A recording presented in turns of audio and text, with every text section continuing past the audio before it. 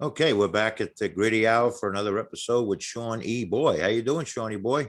What's up, T? How we doing? All right, before we start, can you turn completely around in your chair, like face the window in your chair? Keep going, keep going. And what the hell is Secret Lab? Hit me. Secret Lab. Oh, Are you a Star Trek fan or whatever the hell no, that no, is? no. This is, when I got this desk, I would say, I don't know, two and a half years ago. Uh-huh. I got my own place. I felt like an adult. So I was like, About time. yeah, I know, 40 years later. Yeah. I got this desk. I was like, I need a chair. I need like a chair. And did some research and I stumbled across this. And this, even when my brother Keith came to my apartment, he's like, yo, that's a great chair. I'm like, listen, I'm telling you something. This is a chair. Yeah. So what is Space Lab? The brand? Yeah, I guess so. It's a Secret Lab. I don't, Oh, yeah, Secret Lab. Yeah. yeah. Yeah. But I was in a Zoom meet about 6 months ago, and someone else had the same chair. We just kind of looked at each other like, Where does one get a Secret Lab chair? I don't even know how I came across it. It just Yeah. it's one of those things. But Yeah. Is it like a Captain Kirk chair? Like, I don't know. But it's got like it's the way it maneuvers is pretty impressive. Mm. And it's comfortable. yeah. Most important. So how you been? You wrapped up your school year? Yeah, I'm about to head towards Florida. Mm-hmm.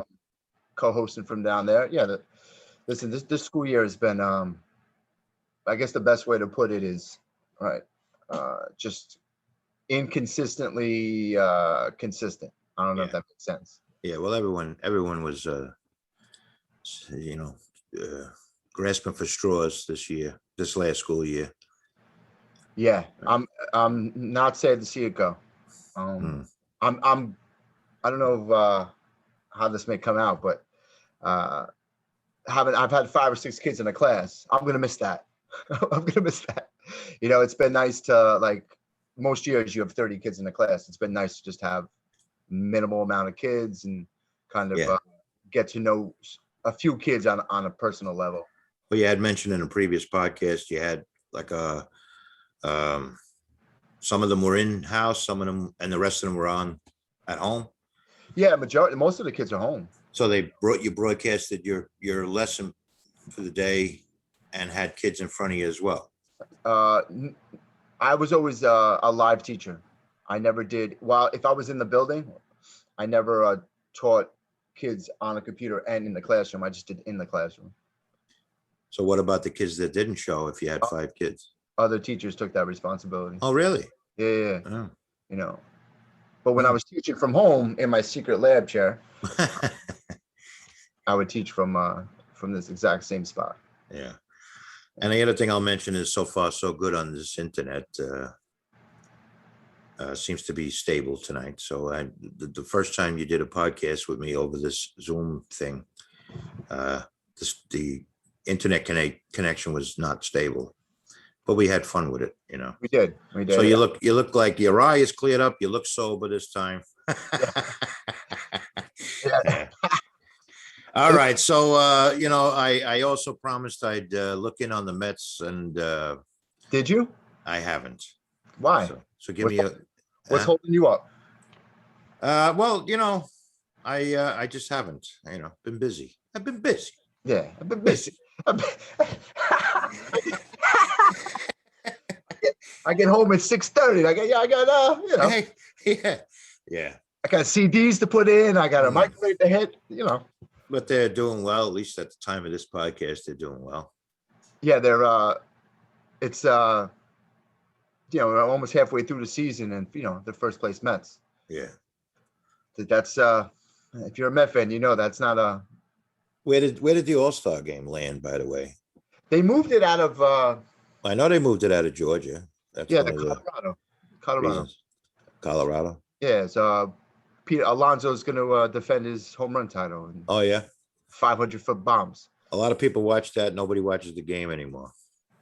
The game is tough. I mean, when I was a kid, in the 80s, I used to love watching that game. But they played. It was like a real. Well, what killed it, if you don't mind me saying, I think what killed the appeal of the All-Star game and kind of sort of the World Series is interleague play. One of the interesting things about the All-Star game is these guys never saw each other during the year.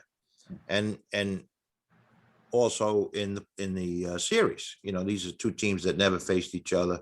It's a different way of playing. One had the DH, one didn't have the DH. And that made it unique no matter who was playing, whether, as you and I grew up as Met fans, that was spectacular when the rare occasions they made the series. But even if a New York team wasn't involved, I still enjoyed watching the series. It was two teams that never saw each other during the year. And obviously the same holds true for the All-Star game. So It's gone. That's that whole idea of like baseball. I mean, maybe it's other sports too, but I would say baseball, we're both very educated in baseball. It's a very traditional sport, right? So the way you watched it when I was a little kid, and then watching it now I'm saying, like, this isn't the baseball I grew up with. that's all about being 42 too. There's guys older than me to complain when the Mets came into the league, baseball was 18 teams, blah, blah, blah, blah. Yeah. So I think no divisions. You had a National League and an American League, Yeah. So there's always going to be, each generation is going to produce its purists as they know it. And you see it in other sports too. So, being a basketball fan as well, and the 90s basketball, I mean, to me, that's art. That was basketball, like it's art to watch that. Now it's just a different game, and I think that's just the evolution of all sports. I think they change, and like whatever you grew up accustomed to seeing, that's that nostalgia that you get, and you're like, oh, I want to keep seeing it that way, and it just, unfortunately, that's not how it works. Yeah, I agree. I think you're exactly right, actually. Yeah. Because there's too much money to be made. All right, so give me a sneak. What's going on over there? Jacob deGrom throwing 100 miles an hour, I heard.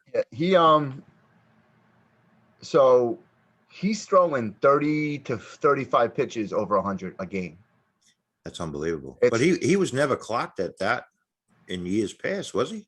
No, they right now the Met announcers during loving, like deGrom is like, it's like talking about Jordan in the 90s. That's all they want to talk about is deGrom. So that, even when he's not pitching, they're throwing stats up on the screen. You're like, all right. Yeah. In 2014, he was a rook. He won Rookie of the Year. A lot of people forget that. And he was pitching 93 to 95, which, obviously that's, and then every year he's thrown faster and faster and faster and faster. And now he's throwing he's averaging in a start or two over 100 throughout the game, over 100, which has never been done. So you think they're juicing the radar gun? I don't know, because I don't even remember Ryan.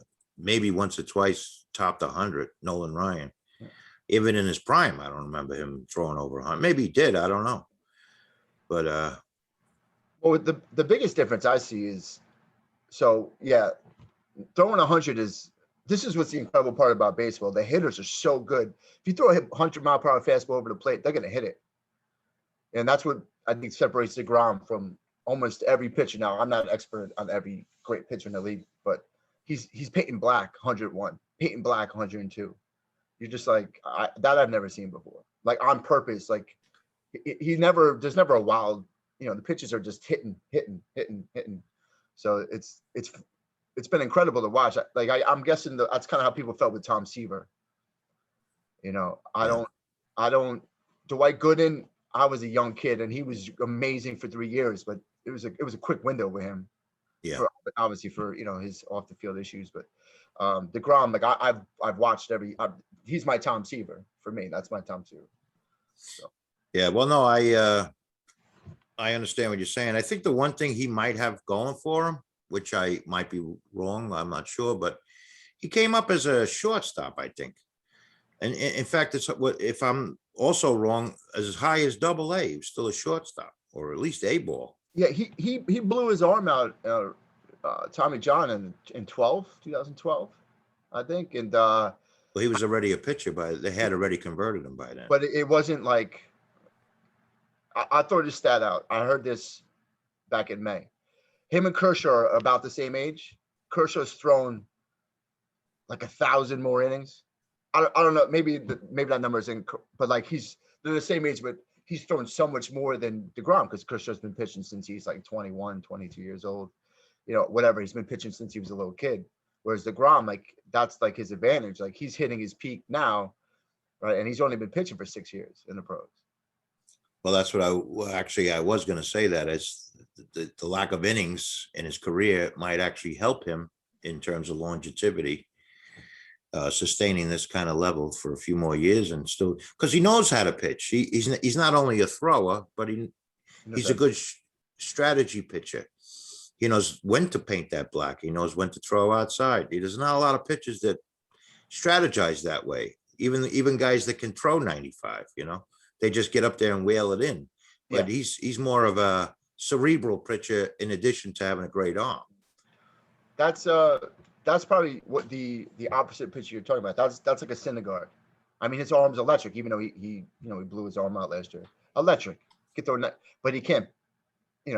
No, I shouldn't say this. He could obviously pitch, but he's not painting black whenever he wants. Right. He's not snapping that slider to the bottom left corner of the strike zone. He's not doing that. Right. And I think the different situations, I don't know if he conforms to pitch a certain way in certain situations and another way in another situation.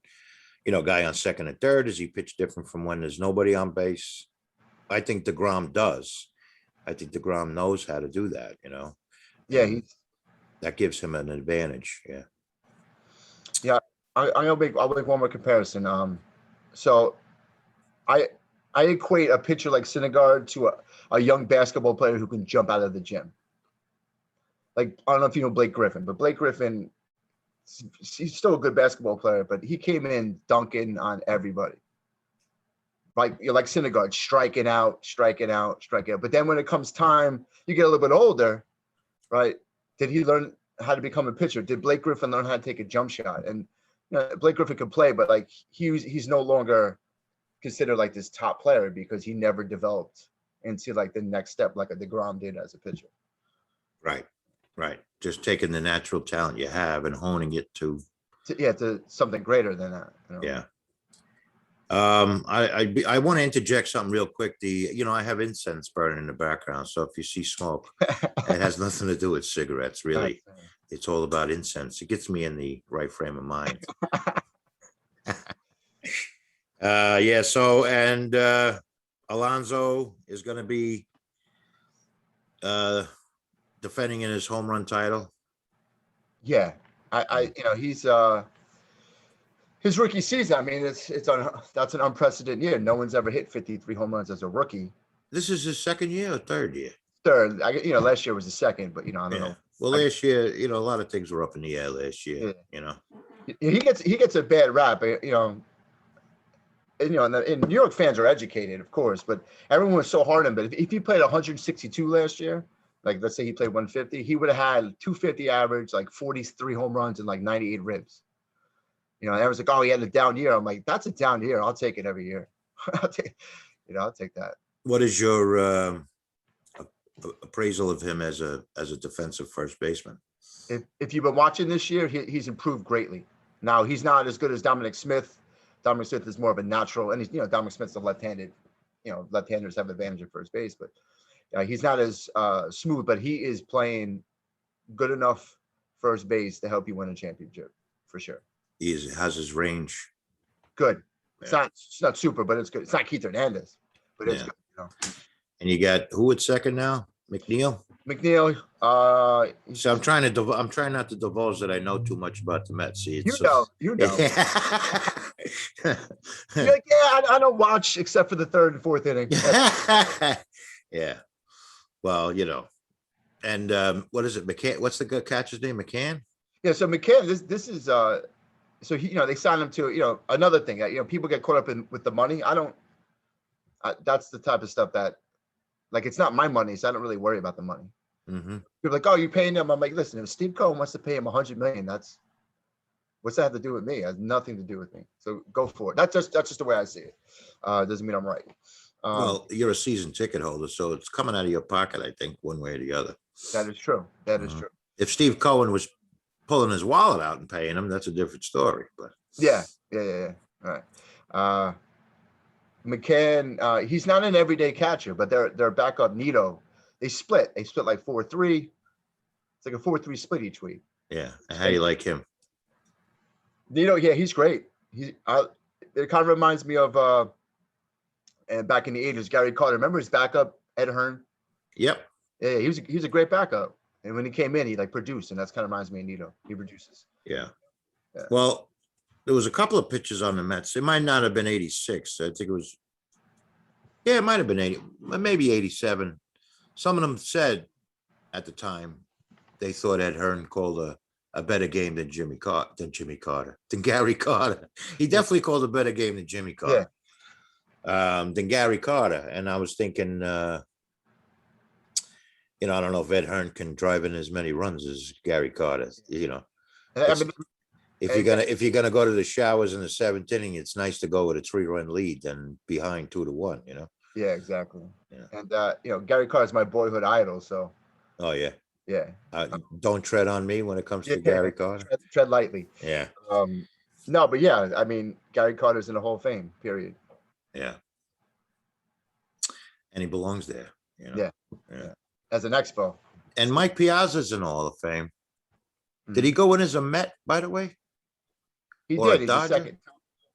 He came as a Met, Tom Seaver and Mike Piazza. And then Well, unfortunately, Gary Carter went in as an Expo? Mhm. That was political? That was also his best years were Montreal. I mean, he was great for the Mets, but he played. They won a series with the Mets, won a World Series. Yeah. And he was obviously an integral part of winning the series in '86. Huge. Yeah, I'll never forget. Game 6, he started the rally. Yeah. In fact, he had a game-winning home run in his first game as a Met in '85. Yep. Was it '85? Yeah, Yeah, 85. Yeah. To the picnic area, Ben. I remember it like it was yesterday. Yep. Yep. So who's it short on the Mets? Let's go through the whole. Lindor, who's gotten a bad rap, and he reminds me of Beltran in 2005. Carlos Beltran. Carlos Beltran came in 2005, and he hit like 15 homers, batted like 245, 250, 70 ribs. And everyone's just like, this guy. And then the next year, Beltran was like second in MVP votes. New York, and that's a question I was thinking about. I wanted to like bring to the table. Just the idea of New York, and like when people come to New York, you're gonna feel the heat. Like Lindor is just like, I've never been booed before. Well, welcome to New York. And there's a huge adjustment for any player, and it's not just New York. Yeah, any big market. He was playing in Cleveland. It's different. It's just different. And I, not that I personally know, but I just know from what players have said, it's different. There's a huge adjustment that he had to go through. And now he's like, his defense, like no one talks about it because he wasn't in. His defense is phenomenal. It's a great shortstop. He has a good arm and good range. I know that. Yeah. Very good. Yeah. And third base? So they've had a rotating of about 3 guys. JD Davis, but he just can't stay healthy. Got a great bat, but I wish it was a DH, if that helps explain his defense. And then Jonathan Villar, you know him? No. Yeah, he's a key bench player they got. He when JD Davis was down, he filled in for him. He's been fantastic. He's been great. Defensively, offensively, or both? Both. And then the third one is Guillermo. No, it's Guillermo. Sorry, Guillermo. He's can hit, but he's got like that Ray Ordonez, not as good as Ray Ordonez, but he can field like that. He's smooth. Yeah. He's got a really good glove, yeah. But JD Davis, out of all the names you just mentioned, I think is the most consistent hitter. He's the best hitter. But when you have I don't know. I think that what I've learned from watching playoff baseball is defense is going to matter most, because you face good pitching in the playoffs. So you don't see 7-5. All right. But you got to get to the playoffs, Yeah. Oh yeah, for sure. Yeah. And they'll get there faster with JD Davis hitting. Very true. Yeah. Maybe bring some of them other guys in 7th, 8th, and 9th inning if you have a lead, Look where my mind's at. I'm like, hey, in the playoffs. Yeah. You're doing trick or treating already, and I'm playing with the money. I shouldn't be playing with the money. Don't play with the money. No. Yeah. Left field. Dominic Smithson left, and I'll say this: he catches everything that he's supposed to. But he plays left field like a first baseman. Yeah, he catches fly balls here. Drives me nuts. I'm like, you're gonna drop one in a big moment. I know you are. It's gonna happen. How's his range though? It's all right. Yeah. You know, it's not. He doesn't hurt you. He's not like what's that? Defensive runs stats. You know, all the new stats now, but he's not hurting you. Center field is Nimmo. Yeah. And Pilar's is back up. They're like Mookie and Lenny, lefty righty. Yep. You know, and then right field is probably my favorite. Again, I'm sorry. I was going to say I know Nimmo does cover ground pretty well.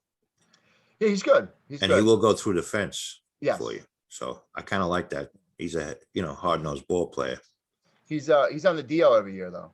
Every year. Because he keeps going through the damn fence. Which I can relate to. Yeah. And then probably my favorite man is Conforto and right, homegrown. Yeah. Yeah. Yeah. Well, they had eyes on him to be like the next David Wright when David Wright hung up the cleats, Yeah. But he's not David Wright, So unfortunate. No. It's an unfortunate. It's sort of like when Bob. Well, you're not old enough to remember when Mickey Mantle retired and they gave the mantle, no pun intended, of center field to Bobby Mercer, and the poor bastard was no mantle. He was a good ball player, but you talk about pressure in New York. I'm talking about the Yankees now. Yeah. Bobby Mercer took the place because it went from DiMaggio right to Mantle, center field in the Yankees. And then when Mantle retired, they gave it to Mercer, and he wasn't DiMaggio or Mantle. That's tough to fill. He had a good career, don't get me wrong, but the poor bastard was under a lot of pressure when he came up, as a young ball player. After I think Mantle retired in '68. This is actually before I started following baseball, but I know this, and I did watch Bobby Mercer play when he was on the Yankees. So. But getting back to Conforto, I think a lot of that pressure was, David Wright couldn't do it anymore physically and finally hung up the cleats, and everybody's looking at Conforto as the marquee guy, That's not fair to Conforto, But he's a good ball player. He's definitely a good right fielder, got a great bat. Yeah, it's good. He potentially can hit 300 and 30 homers. Well, that's what he did last year in that 60 games. He batted like 320. He had like 10 homers. So you do the math. Yeah, he's a 330 homer, 100 90 100 rib guy, which he potentially can be. Yes. Yeah. It's one of those his rookie season in the World Series in game because me and Keith, my brother, we went to every that year we went to every playoff game that was home, and including the 3 at Citi Field. He hits 2 home runs in one game as a rook. So as much as that's fantastic, now the expectation just went whoop. Yeah. Well, I guess to your point about New York and pressure that gets put on you as a ball player, you can say the same about Alonso. 50-something homers in his rookie year. He's, everybody's looking at him for when you're going to hit 60. What the hell's the matter with you? Yeah. And that's probably a human nature thing, but it's definitely a New York thing. Yeah. Oh yeah. You want more. I want. You want to see your guys. It's like Aaron Judge, right? Alonso beat Judge's rookie record of 52. He hit 53. Aaron Judge hasn't sniffed close to 50 cents. Not that Aaron Judge he's a great baseball player. I'm not taking anything away from him, but like I think, and I don't understand it. Like what it is to play Major League Baseball, but all I know is it's super hard. Yeah, it's super hard. And along that line, you have it is the major leagues. Very hard to get to the major leagues, and when you start carving out a territory like Judge or Alonso, 50 homers, pitchers are gonna figure out how to pitch to you and make it at least a little harder for you. And you might hit 30 or 40, and to anybody else that's a great year, but you get that disappointment in New York. Like, 30 homers, 100 hours. Right. First round of the playoffs, You know, I'll say this maybe before we move on is, you know, you mentioned Mantle and like seriously, the Yankees. How many great players have they had? It's crazy. It's crazy. Yeah. I mean, you like to go from DiMaggio to Mantle. What is that? Yeah. And to have Mantle literally fill those boots pretty damn good, you know. Yeah, And he yeah, got hurt.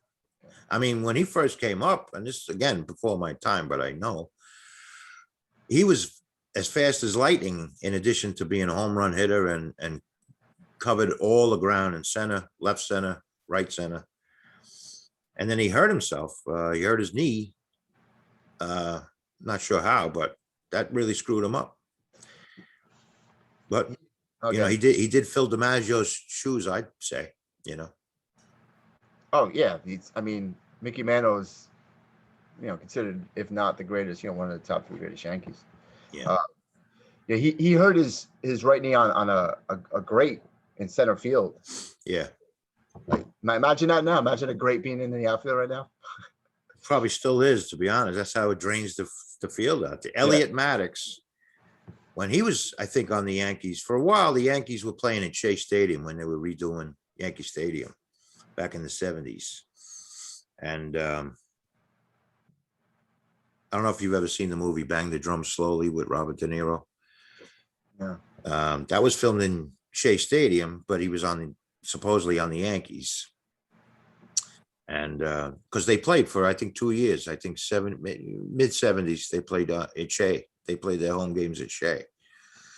And Elliot Maddox was an outfielder for the Yankees at the time. I think it was on the Yankees. And he hurt his knee on a drain out in Shea Stadium. And ironically, he was one of the first free agents the Mets ever signed, Elliot Maddox, like 78, 79, when they stunk to high heaven.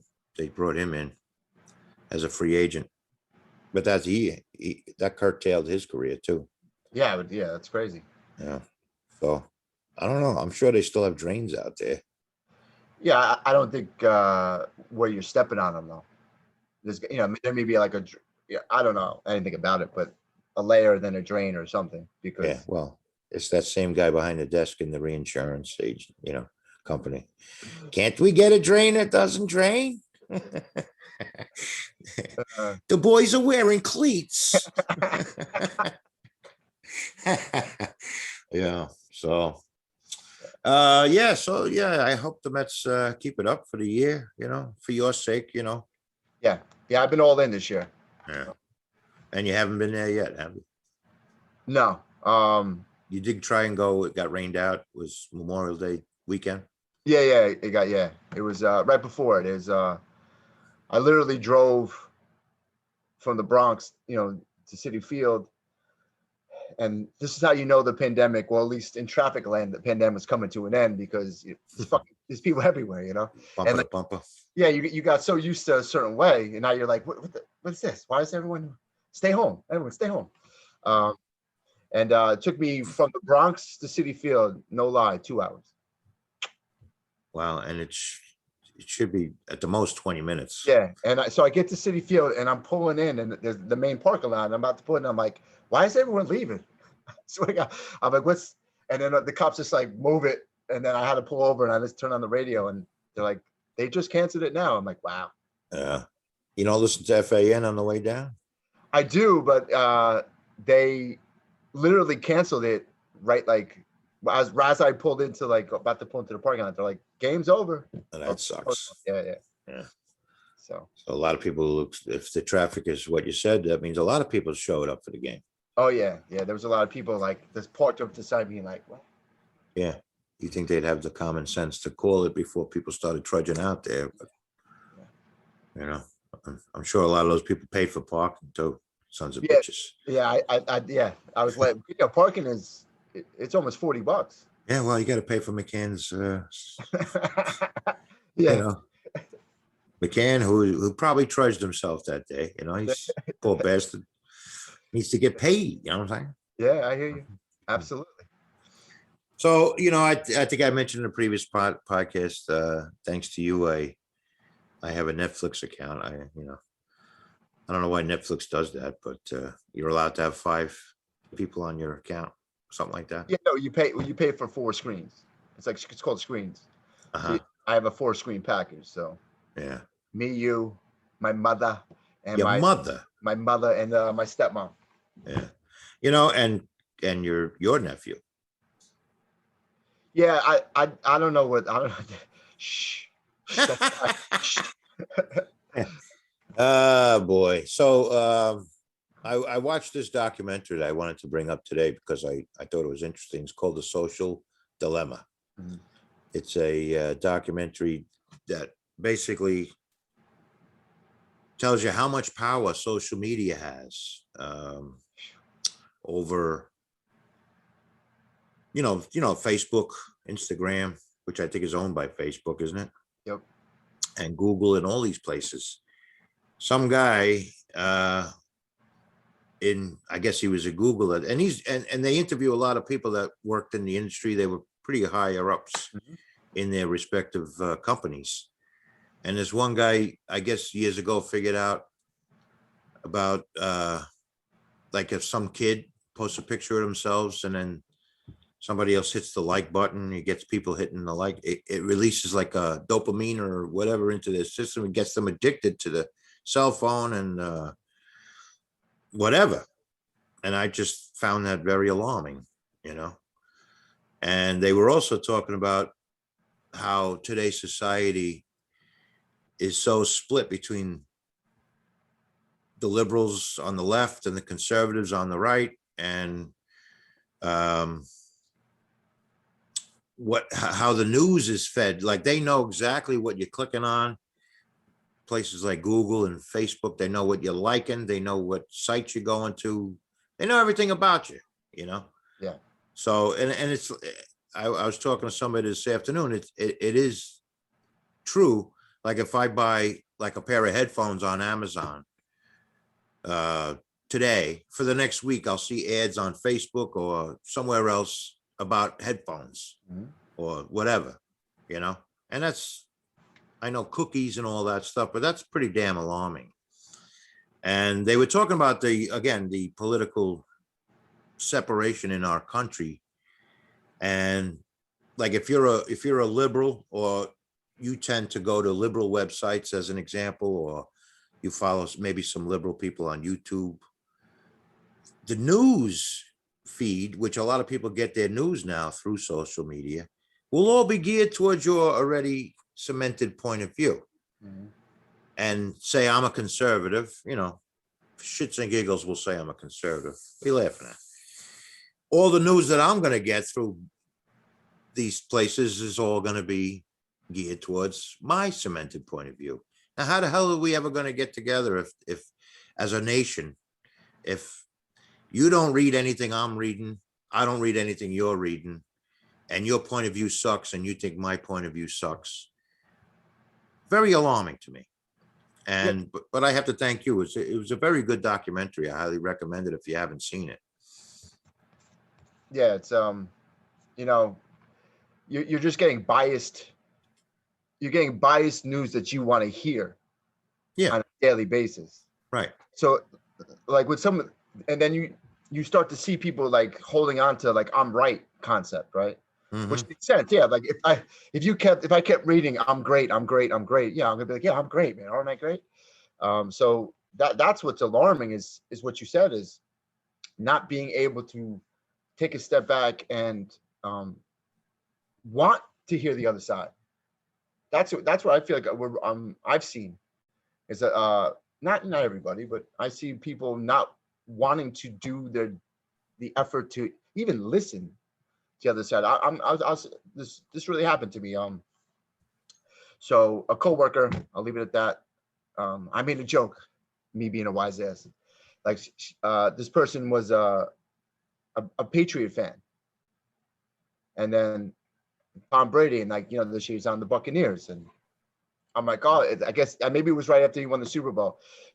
This person literally just went off on a tangent about blah. He's a conservative. He voted for Trump, and went on this whole I've heard this, I've heard that, and like I'm like, for the last 15 years, you've had Tom Brady jerseys on. What happened? Like, Well, what? you can vote for Trump and still throw a touchdown Yeah, pass. I mean, yeah. you know, and I was just like, what? And like, I was just joking around, but this person immediately wanted to attack, and just like, I'm right. This is true. This is, and I'm like, Well, what prompted her to get right into the political aspect of it? I don't. It just came out of nowhere. Like, and I think that's Well, where, what did you say that was a wise ass remark? uh, oh, Tom Brady. I'm like, how do you feel about Tom Brady winning a Super Bowl with the Buccaneers?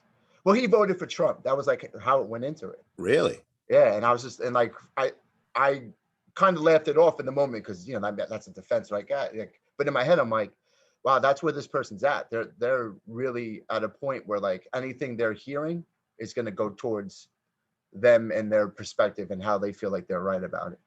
And I was like, I was like, I was just talking about football. So Yeah, and to that point, I'm not sure if it's like Trump was so polarizing that people have just shut off everybody else's point of view except their own, or I don't know. yeah, But I had a similar the other day. I was having a conversation with somebody in the street about vaccinations, and we were talking about, a lot of people taking the mask off. I've been vaccinated. Everybody I know has been vaccinated by now. And I was saying I was surprised because I'm in Dutchess County, okay? And I said to her, I'm surprised. I said, no, I said to her, I was pleasantly surprised to see how high a rate of vaccinations we've had here in Dutchess. I think the national average is like 51%. This is at the time of this podcast, by the way. And Dutchess County was like 68 point something percent have had at least one dose of 18 or older. And her first comment was, yeah, I'm surprised because Dutchess is such a Republican county. And that kind of struck me. It's like, what the hell does it have to do with anything, But now after seeing that documentary, I sort of kind of understand where she's coming from. She thinks if you're a Republican, you're an anti-vaxxer, is yeah, what she's equating one to the other with. And of course, I had to go home and look up the stats. Again, this is June. What the hell's today? June 7th, even though you might not be seeing or hearing this till the end of June or July. Right now it's June 7th. So I looked up the stats last night, and it turns out, as I was saying, Dutchess County is like 68 point something. The Bronx is one of the lowest in the state at 31.2%, or I forget what exactly, but it was in the low 30 percentile range. So, obviously that makes whatever the hell she was talking about moot, but it did illustrate to me where people are coming from, And if you try and stay down the middle of the road, you really can't be in the middle of the road, it seems.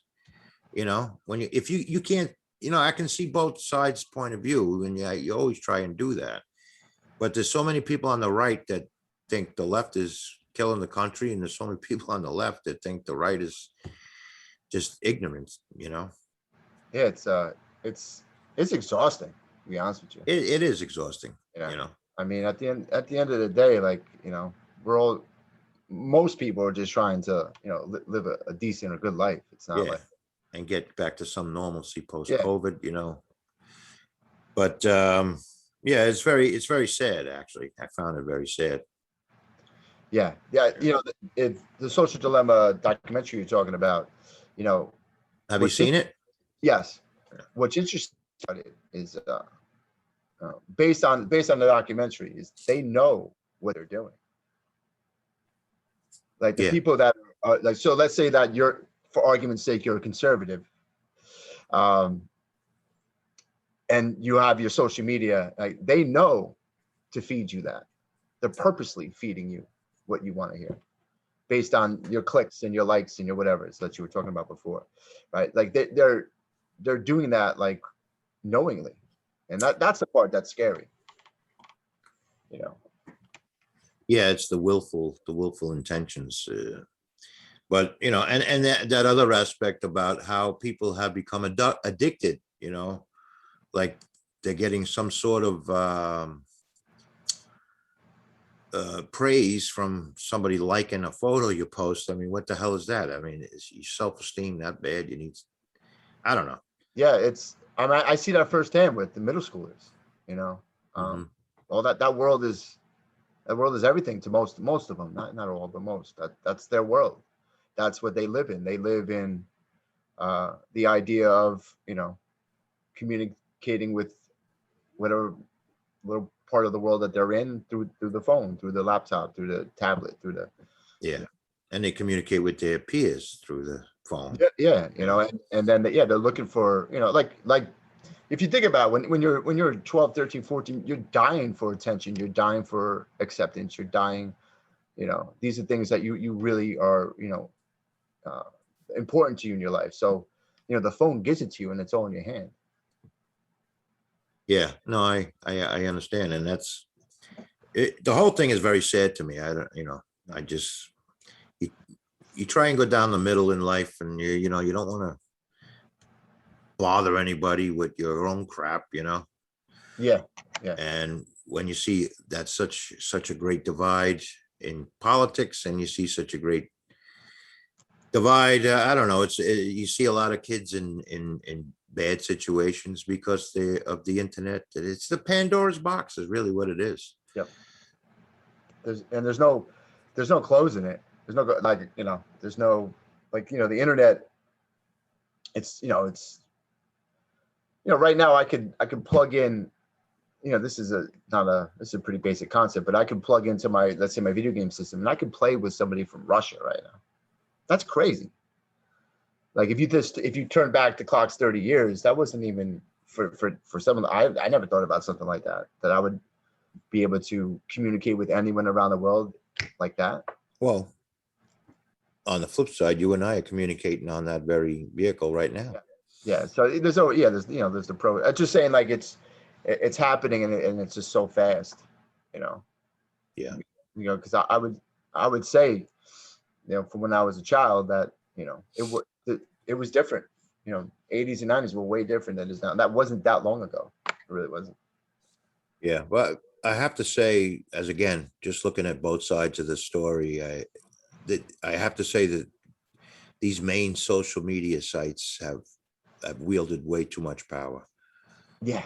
to dictate what some people think about certain things and promulgate whatever storyline they want to It's it's very upsetting to me, and the media is that way too. I mean, um, you're not going to see certain things covered on what's generally considered left media, like MSNBC or CNN, that you would on Fox, and you're not going to see things that Fox is covering.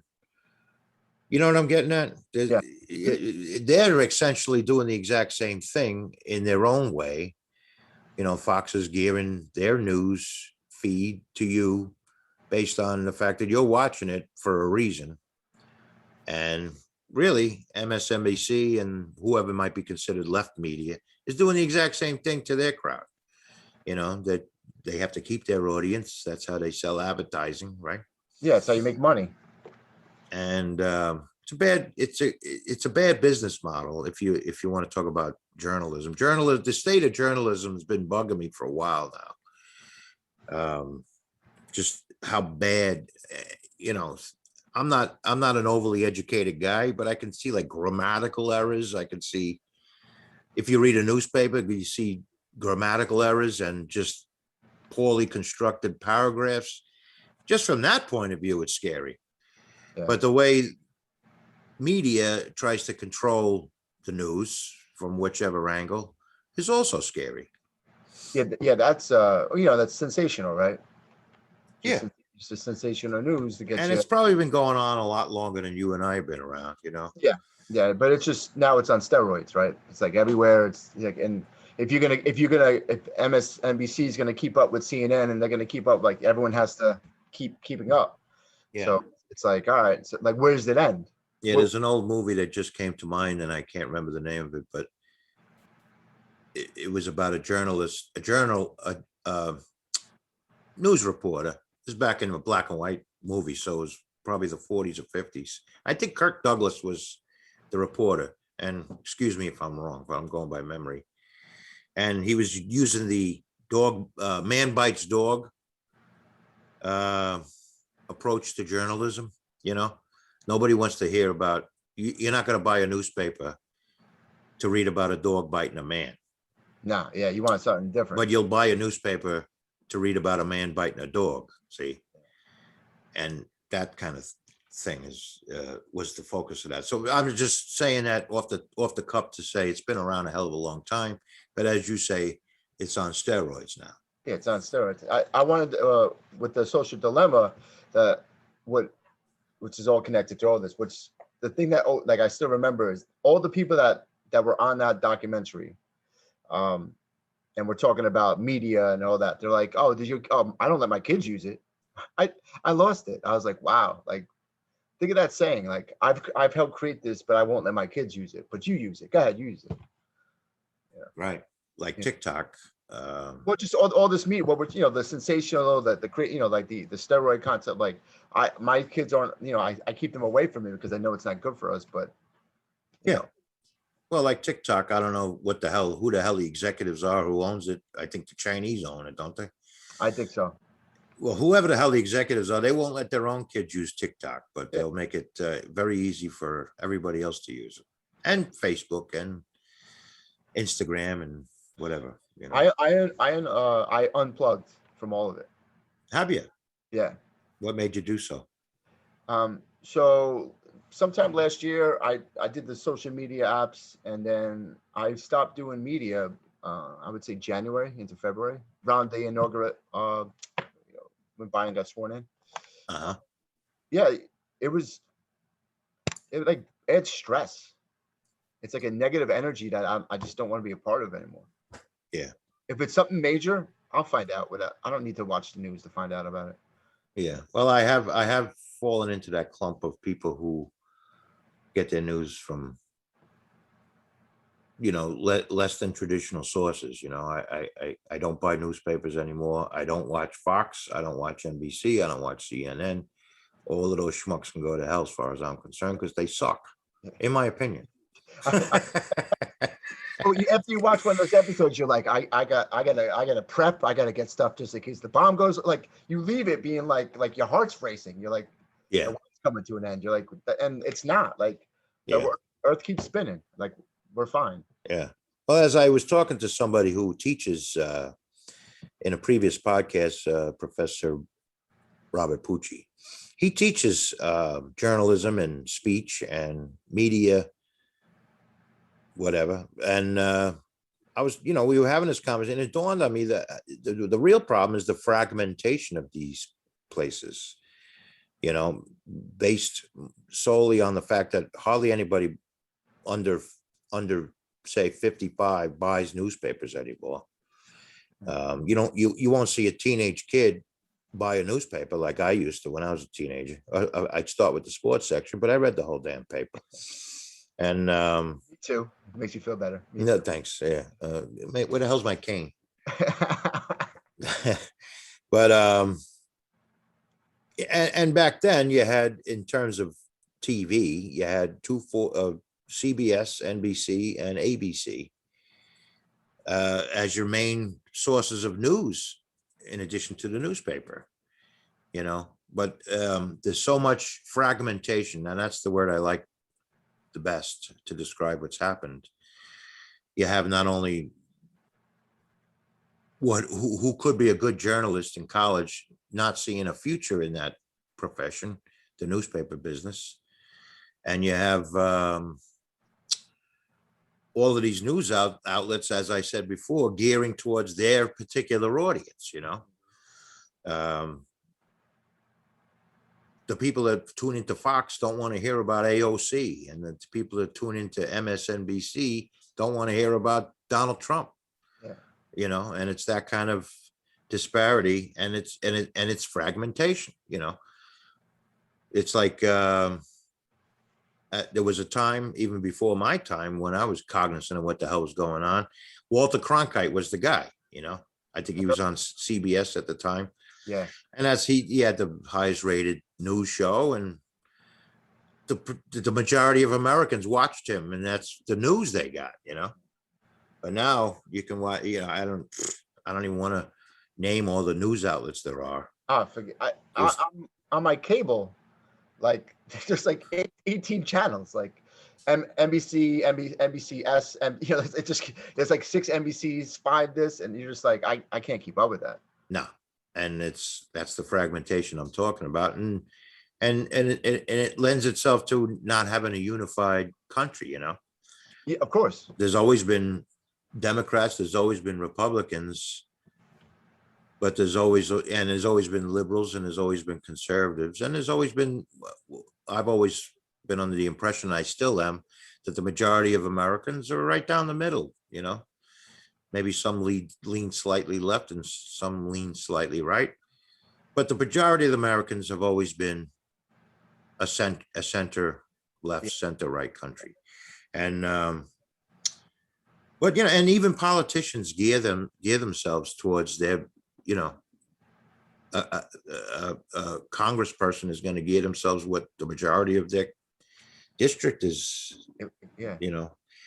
And that makes them be probably more far left or more far right than they are comfortable with, to appease their voting, their electorate. Yeah. The idea is to get reelected, right? Yeah, especially a congressperson. That's why I've always been a proponent of term limits. Yes. A senator, how long is a senator's term? 4 years, 6 years? I think it's 6 years. I think it's 6. And a congressman is like, as soon as you get elected, you better get cracking on the next one, mother. Yeah, it's 2, right? Huh? It's 2, isn't it? What do you mean? 2 years, yeah. 2 years. Yeah, so by the time you're sworn into the next Congress, Yeah, you're already thinking about the next election day. You're like, all right, Bill, what do we got to do here? Yeah, let's go. Incoming.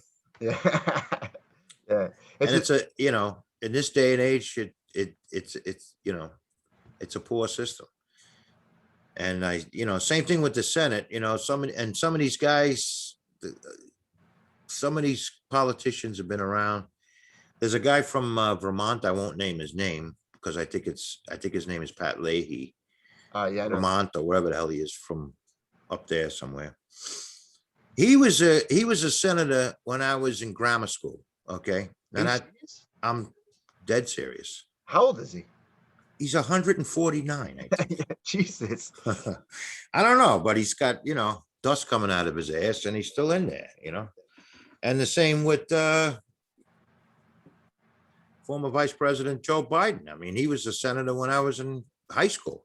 It's not healthy. It's just not healthy to have leaders constantly, being in one position for such a long time, because you're naturally going to get, I'll compare it to teaching or a manager in sports. Like if I kept teaching the same thing over and over again, eventually I'm a human. I'm going to get stale.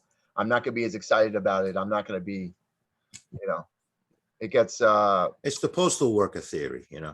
Oh, okay. You can only do that crap. So yeah, it gets watered, it gets watered down to where you're just like,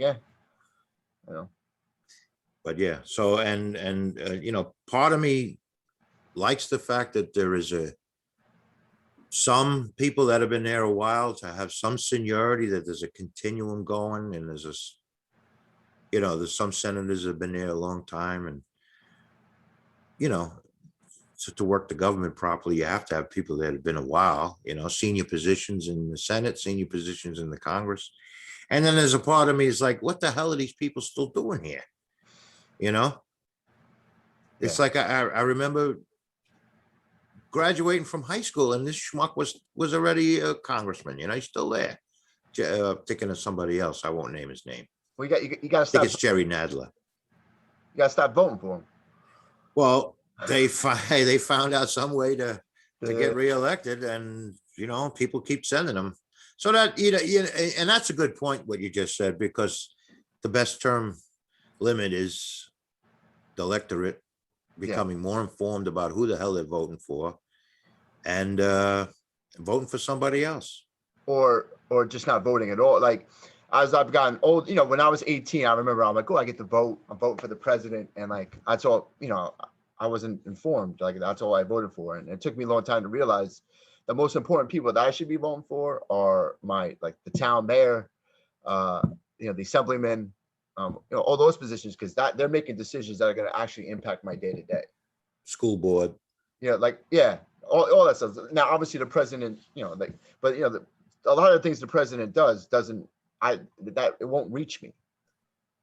But like something these, like if I know the roads I drive on, the stores I go to, the town I live in, like who's ever making those decisions, that's impacting me on a regular basis. Yeah. Well, I think it's the duty of every American citizen to be well informed about your local people and national Yeah. people. You can do both. Most Americans are capable of Hold on, doing both, let me check. What does my phone say to do? Well, yeah. The phone, and that goes to what the hell we were saying, they're trying to influence your choices. Yeah. But I don't know. I think the best course of action, just try and stay in the middle of the road and deal with the schmucks on the left and the schmucks on the right, Yeah, the best that you can. Yeah. But yes, I agree with you, especially like school board positions or your local congressperson. Yeah. And there's a lot of people in your district that don't know who your congressperson is, Absolutely. and I don't know who your senator is. We got two senators in our state. One's been there again since I think he was a congressman first, Chuck Schumer. Yeah. And now he's the majority leader in the Senate? I believe so. Does he, if it's a 50-50 Senate, does he get called majority leader? Yeah, I think he's the final. One of my former students has gotten into politics. He's probably young 20s, and he's worked closely with him when he was in the Bronx. Yeah. Yeah, so. Never missed a camera, that man. And then we have another Kristen Gillibrand. Where the hell has she been? I haven't seen or heard of her in a long time. I don't know. That's above my pay grade. I don't know this. Well, she's one of your senators. This is Yeah, my yeah. point. Yeah. But maybe she'll get reelected. Maybe she has the right strategy. Keep my mouth shut, right? Because people will vote for me out of force of habit. Kristen who? Well, this is what I don't know. This Yeah. is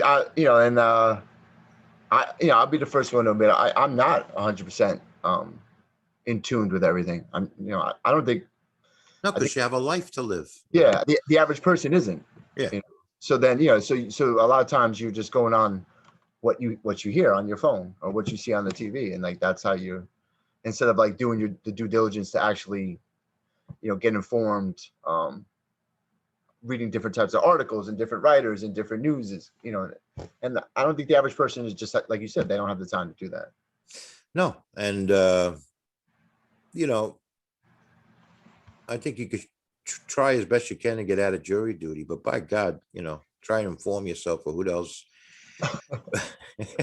running. I think it's your civic duty to at least pedestrianly inform yourself about who the hell's running. Yeah, no, it is. Yeah, and find out what their issues are, and how you feel about the issues they're standing on. Are they your guy? Are they your girl? Or are they not? Yeah. You don't have to spend 50 hours studying it, but at least make yourself acquainted with these people that are running for these offices. Yeah, what they that what their their main stances and where they're coming from. Yeah. So yeah, that's well, we got a big one coming up this year. Is the mayor of New York City? That's gonna be a big one. Yeah, now he's term limited, right? De Blasio, so he can't run. Yeah, he did 3, I believe. 3? I don't know. I thought it was, didn't he? I know they maxed out Giuliani at 2, and then Bloomberg did 3. And Yeah, Bloomberg was saying, no. Remember, it was right after 9/11. Yeah. And people was saying, maybe we should keep Giuliani around a while, Yeah. And Bloomberg, guy's done 2 terms. It's 2 terms. Get out. And then I think he did 3 terms. He did, and the third one, did people even vote, or he's just like, I'm staying? I think it was make me. Yeah. Do I got to leave? Make me. Yeah, I'm a billionaire. Come on. Yeah. Well, I don't have a dog in the fight in New York City anymore, but there are couple of those candidates uh, that I like. There's one guy, Democrat.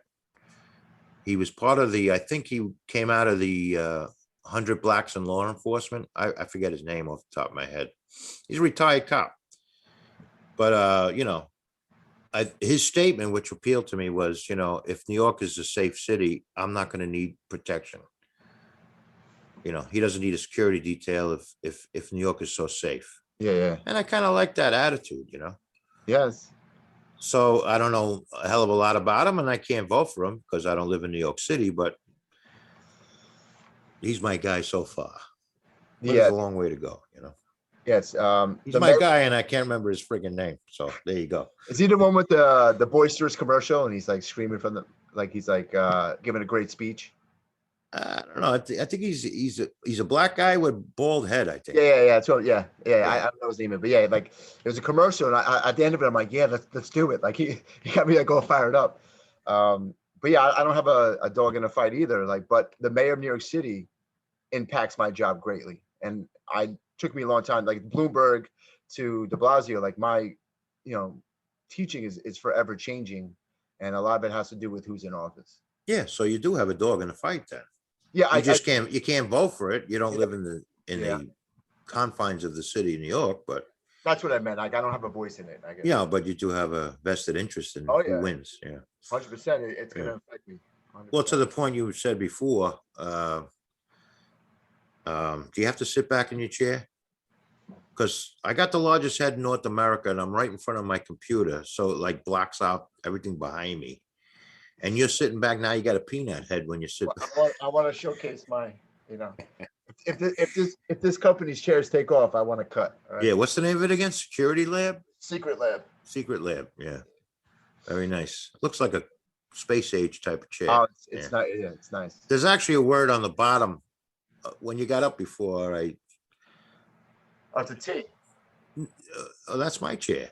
No, on the bottom of the back. On the bottom of the back. What are you talking about? It says whatever the hell it was, secret chair, and then Titan. spin it around.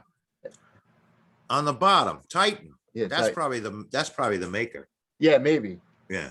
I don't know. All I know is it got a great review, and every time I sit in it, I'm never upset about it. Yeah, Titan. That's the manufacturer. Yeah. But did we just do our first plug? Yeah, right. They should sponsor us, sons of bitches. So the 4 people watching this will go out and buy that chair. Well, all right, Shawnee boy. So you hopefully before you go down to Florida, you'll come up and sit next to me here in the grandiose podcast room. Yeah. We'll do a live show. Yeah, I don't know how to do live. I mean, we'll record together in person. In-house, yes. Yeah, I want you to see these brand new. I'm Good. trying to upgrade my shit. I'm trying to. Why don't we do a second plug? What's the name of those speakers? The mics is a Rode, RODE, I think is the name of them. Sounds serious. Yeah, I don't know. I did a podcast last week, which will come out next week with poet J.R. McCarthy. Actually, it'll because I'm a lazy bastard and it takes me a while to get these things edited and all. So actually it's going to come out before this podcast. So I should talk like it's already out. Okay, yeah. But you'll notice, haven't you noticed in JR's podcast how much better the sound is? I love it. It's great. No, actually it did upgrade the sound a little bit. I have a preamp now, and I don't plug into the computer anymore. The mics don't go directly into the USB anymore. So it enables me to adjust the sound even before I start recording. What's nice about this whole concept is being a part of the infant stage of it, and like it's like watching it develop and grow. That's pretty cool. Yeah, because I'm learning as I go. So once I get the sound down to where I like it, I'm going to start working on the cameras, I guess. But for now, but I'm shooting to just improve the sound quality. This is a prop, by the way. Anybody happens to be watching or listening to this, I have a microphone in front of me. It's like an Edward R. Murrow mic. it's not live. It's just I only use it when there's somebody in house. See, Give it a fake tap. Give it a fake tap. I'm using whatever the hell is used on Zoom, which I got to work on too. Yeah. You know. So, but I'm getting there, Shawnee. Hey, listen. 7, 8, maybe 9 years from now, I'll have this down to a science. Yeah. Baby steps. Baby steps. Yeah. So, all right. Well, thanks for coming by. And next time you and I do a podcast, next time you see Sean and I talking, Shawnee boy and I, hopefully he'll be sitting to my left here. And I like the sound of that. yeah, it'll get, I'll make your mic sound deep like a Barry White, How you doing? How you doing, Uncle T? All right, big man. So I'm glad you wrapped up your year. Next year, hopefully it'll be more calm. Hopefully it'll be officially a post-pandemic school year for you. And just as long as I don't have to wear a mask anymore, I'll be all right. Yeah. Well, I never did get rid of that double chin, so I didn't mind wearing the mask. You just kept it here the whole time. That's it. Half the time I didn't have to shave, but now I got to shave. No, yeah, that's the whole winter. I'm like, this isn't so bad. I don't have to. It's like Tom, you can't fix ugly. Oh yeah. So, all right, brother. So we'll talk to you in the near future, my friend. All right. Let me hit, I'm still figuring out where the hell the record button is. At the gritty hour. Yeah.